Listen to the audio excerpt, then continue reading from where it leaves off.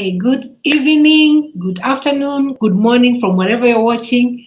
I am your host, Celesta Mary _RN. I'm here to give you information, to educate you, and to answer any of your questions. And I said earlier, please like, subscribe, and share. And if you have any question, you can always put it on my Facebook page, put it on my email, celestamaryrn@gmail.com, and I'll surely answer your question. If you want me to share something on this channel, please give me the topic and I will for sure create time and share on the same. So there is an alert that is going on. So today we are going to talk about the influenza, the viral influenza. So I want you to stay tuned. Please tell your friend, call your neighbor, share, like, and subscribe, and let's learn today about viral influenza.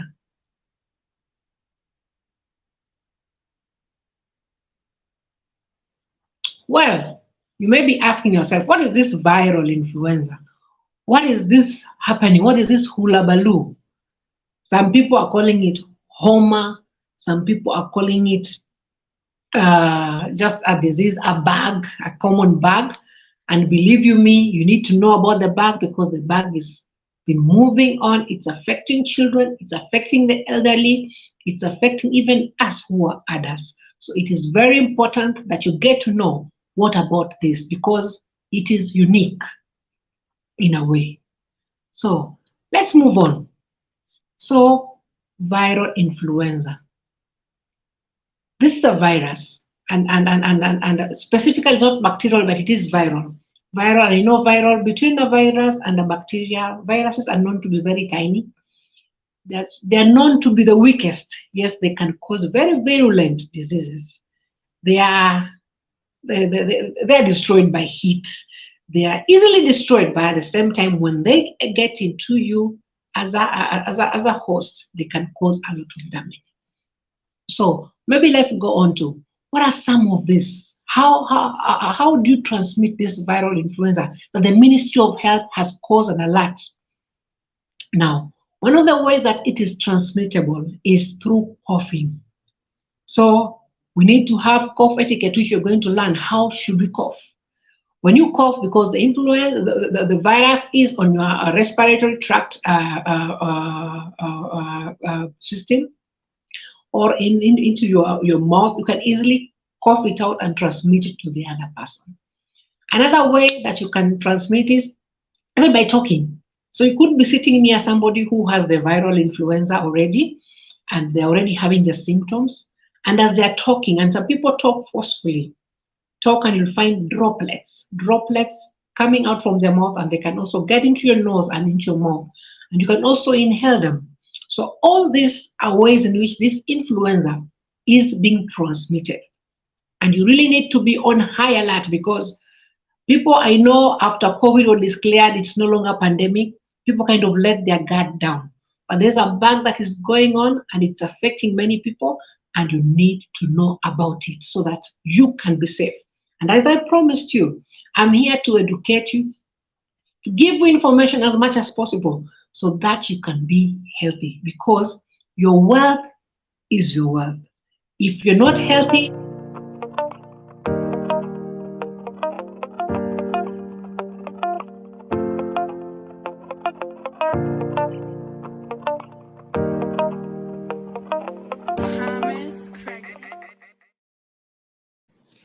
welcome back. So we are talking about the influenza, viral influenza alert, and I want to underline the word viral. It's not bacterial, but it is viral. So as I said, it can easily be transmitted from one person to another through cough, through talking, through sneezing, and it can also be transmitted through touch. If I, for instance, I touch a surface, I cough on a surface, or I use a handkerchief and you touch it and you touch, you can still be able to get it. So it spreads, it's spreading easily, and it has some symptoms that we need to know so that you can recognize that exactly this is what is affecting you. So what are some of the signs and symptoms of this viral influenza? Number one sign and symptom is running nose. And this running nose is very different. Running nose, the mucus, the mucus is, it's mucoid sort of. It is not thick like the way you have other kids. It is just mucoid and light. So you have a running nose with those characteristics. Number two characteristics of the new, or rather whatever the bug that is going on, the viral influenza that is going on, is headache. And you need to know this headache is not any other headache. It's more of a frontal headache. Headache that happens, you feel it here. You feel a headache and you feel your head is pounding on the front. So frontal headache is characteristic. Apart from having mucoid running nose, you'll also have a what? You also have headache. Very important. And the headache is only in the front of your frontal headache. Another thing that happens is it has got intermittent fever. What do I mean by intermittent fever? I mean, one time you're feeling feverish, the other time you're okay. With some people have complained that they feel it in the evening, some they feel it at night. You are okay throughout the day, but all of a sudden you're feeling feverish. When you take your temperature, if you have a thermometer in the house, or if you go to the hospital, there is a fever. Or you might not be feeling feverish at that time. Then all of a sudden you move and you want to sleep, or you wake up at night and you feel the fever. So the fevers are not the consistent fevers that you always have, that you'll feel a child, or if it's an adult, that the fever was there in the morning and it has been going through. No, this one comes on and off. It's erratic. Anytime, and it is not consistent, but it is intermittent. It comes on and then it goes out. Very important. Another thing that you need to be cognizant about, another sign and symptom, is dry cough. Actually, the way you would right now, if you are coughing, it is a productive. It is not. It is dry, not productive. You just feel something on your throat, dry. It cannot come out. You just coughing. So you're having a running nose. You're having a frontal headache. Specifically, you're having intermittent fever on and off, matter it's coming in the evening. Then you're having a cough that is not productive. It is dry. Those are some of the key symptoms. And one last thing, general body malaise. You feel tired and you're wondering, what's up with me? 1 minute you're vibrant when you don't have the fever. Another minute you're just feeling lazy. Your body is weak and you're wondering, what is up? This hormone is too much on me.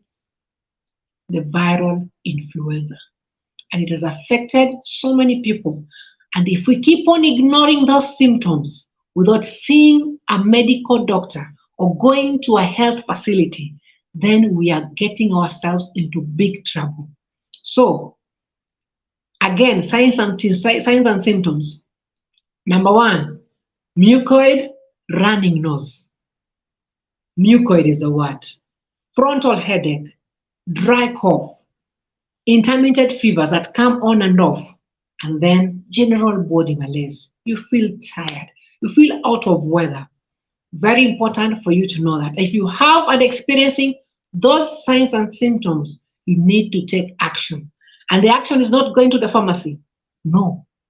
The action is not running to your nurse friend.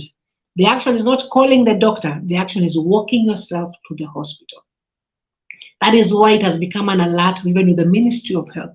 Why? Because people have always tried to self-medicate themselves. And me being a healthcare worker, we are fall victims of that. You try and concoct everything in the house. Buy things in the pharmacy before now you see the doctor. But with this particular one, you don't need to stay at home. Especially if you have children and the elderly, you cannot risk. Take them to the hospital. Let them get the right treatment, be seen by a doctor who will ask questions and come up with a good diagnosis. Viral influenza alert. Know the signs and symptoms, and you need to take action by going to the hospital.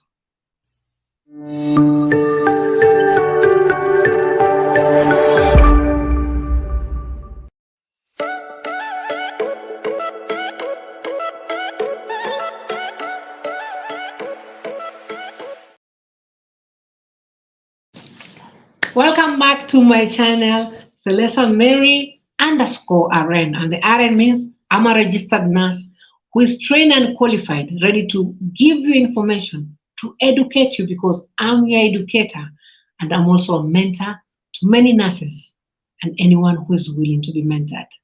So Back today, we are talking about the influenza, the viral influenza alert that the Ministry of Health has issued, and we all need to know about what causes it, how is it transmitted, and what are some of the signs and symptoms. And we mentioned all that, and we're going to do a summary towards the end.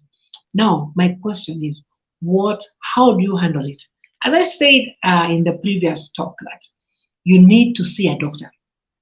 Many a times we go to the pharmacy, we get this antihistamine or we get a paracetamol. It is true for a fact that most viral infections, viral infections do not have a definitive treatment.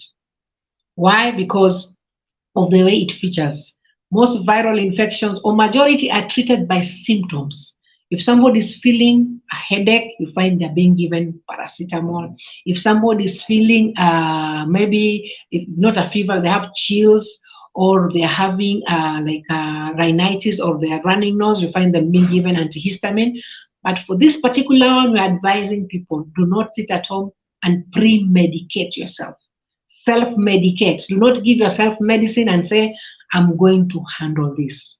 No. Why am I talking about that? Why? Because for some reason it has started mimicking other viral diseases. Remember, you had COVID. Some people have to come to hospital because in the hospital they're able to distinguish, have differential diagnosis. Is it really this one, or there's something else going on? People who have come to the hospitals visiting and thought that maybe it is the influenza. This is the home I have. This is the bag I have. And some have been diagnosed to be having COVID. So it could be COVID also. Some have had those similar signs and symptoms and have ended up being tested together with malaria. So you could be having the influenza, but you could be having other things, other underlying conditions. That is why I'm saying, do not self-medicate. Visit a hospital, explain your signs and symptoms, let them give you the correct medicine that is going to help you to cure this. There are people who have ignored and tried to medicate themselves and ended up having very high fevers, children convulsing at all, which is not a good thing. Always be cautious, especially when the Ministry of Health gives an alert, then it means it is something that it's worth being more cautious about, and not just self-medicating in the house. That is number one. Number two, we need to have cough etiquette. I said one of the ways in which it's transmitted is through droplets. When somebody's coughing, even talking. And what are we saying? We need to put on back our masks. And I know it is not a directive that everybody has to put on a mask. Right now, it's no longer mandatory. However, for your own trust, it is a bag that is everywhere right now. Could be in a matatu, you could be talking with somebody at the counter, your banker, your colleague, it can easily be transmitted. So what do? Get a mask, a face mask. Just be safe. Make sure there's a barrier, because the point of exit is the mouth or through the nose when somebody is sneezing. So when you protect that, even if somebody sneezes on you, coughs on you, or talks forcibly on you, still the bag cannot get you. Because believe you me, you will not like it when you're sick. It is very uncomfortable. Imagining frontal headache, mucoid, running nose. You can imagine having general body malaise. You're having a dry cough. You're trying to cough out. Nothing is coming out. You can imagine all that. Why go through all that? Why not protect yourself? Now, if you are already infected, but general cough etiquette, you should cough on your sleeve. That is the best way to cough. Cough on your sleeve, and if you have a handkerchief, and we advise disposable handkerchiefs. Use a handkerchief use hand paper towels. Cough or sneeze on it and then throw it away. Then wash your hands. Cough etiquette is key. If we do not observe good cough etiquette, we are going to continue to spread many diseases. This will lead to problems in future, transmission of diseases, and that cycle of sickness will still go on. You'll find the whole family, the child is sick, mother is sick, the father is sick, the siblings are sick, everybody is sick. You can imagine a whole family with people who have malaise, they have running nose, they have frontal headaches, they have dry coughs. It is sickening. Being sick is not good. I don't like being sick. And I'm sure most of you, my viewers, like don't like to be sick. So observe cough etiquette. And if possible, use disposable hand paper towel, cough or sneeze on it, and throw it away and wash your hands. And we say washing hands is a very simple thing. You don't have to use a lot of water, or you don't have to use Dettol soap or any other brand of soap. You just need simple soap and water to wash your hands. We have the medical way of washing hands, that is surgical hand washing, which is not good for this forum. But we also have the social hand rub. Take 20 seconds. Use alcohol hand gel. And I always say this, when you're washing your hands, when you're using the alcohol hand gel, even if you buy it from the supermarket, always have this habit of reading for expiry dates for whatever thing you buy. Make it a habit. We go to supermarkets and say there's an offer, 60% off. I know right now the economy is not very well. And you find this is 60% off something that was costing 100 bob, it's now going for 50, half the price. Just take a look at whatever it is that you're buying. See, when is it expiring? When was it manufactured? Because something could be manufactured in 2020 and it's expiring in 2023, but it's expiring in 2023, June 30th. That means the potency has gone a bit low. So have the habit of reading labels, reading. So on the part of hand hygiene, when you have an alcohol hand rub, make sure that one, it is not expired, and two, make sure that it has got more than 70% of alcohol in it.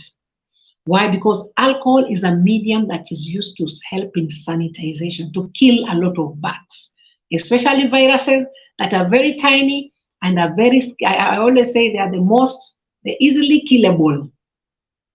But when they get into you as a host, they can cause a lot of problems. So wash your hands. Viruses can easily be killed, or viruses, especially the influenza virus, by just using an alcohol hand rub. Very, very important. So what have I said? See the doctor. Use etiquette, cough etiquette.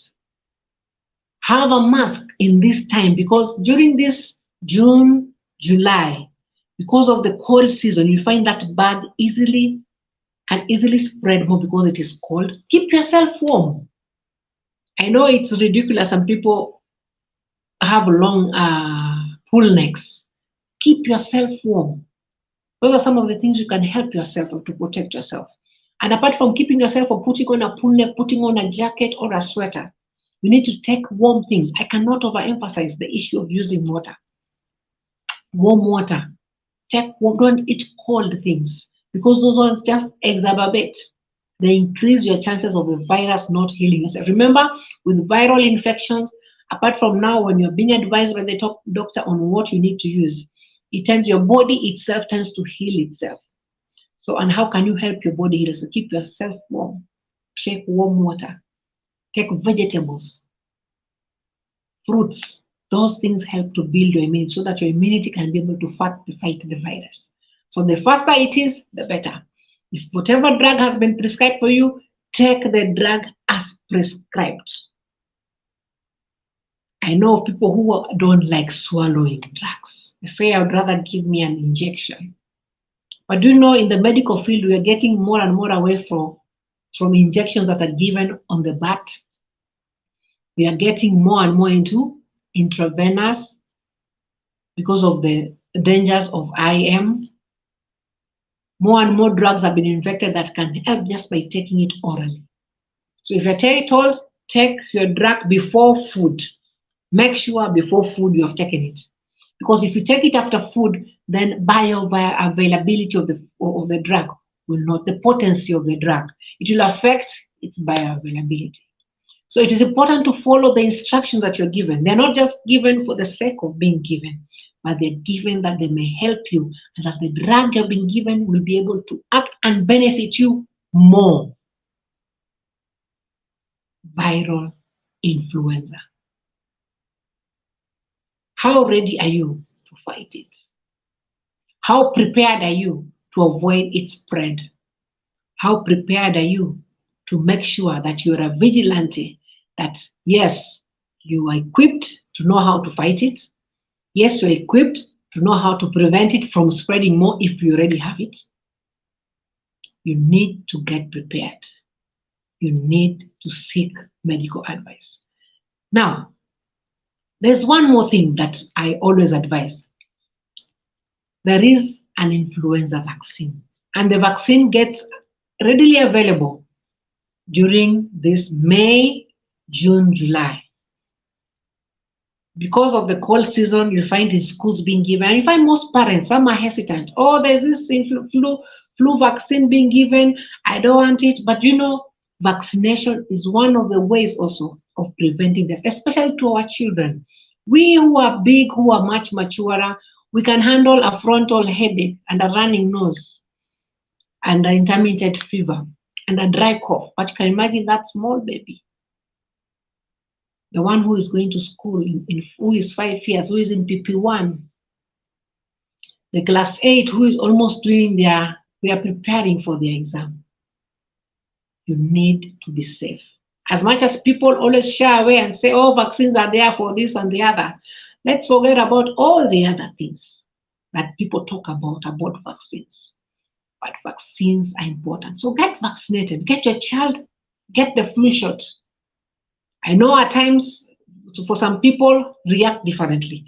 But did you know that in a normal distribution curve, 80% of the population, most vaccines have been tested, that 80% of the population will have a normal, will react, will have a normal way on how the vaccine reacts to them, and there is a safer way.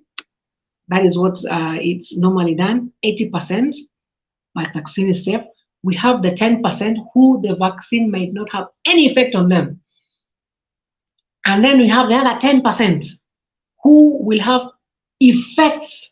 They will be having all those symptoms full blown. But the 80% that have been proven for every vaccine that has been released in the market, they will always have better effects. So 80% and 10%, which is more? 80%. So take the flu shot. Flu shot will help you and make you safe and prevent having the more adverse effects of this influenza alert. I want you to subscribe, like, and share. Be safe, because the influenza virus, if not taken well care of, it can lead to more effects, especially to the younger ones and the older generations, and cause problems that we wouldn't like to have. Stay safe.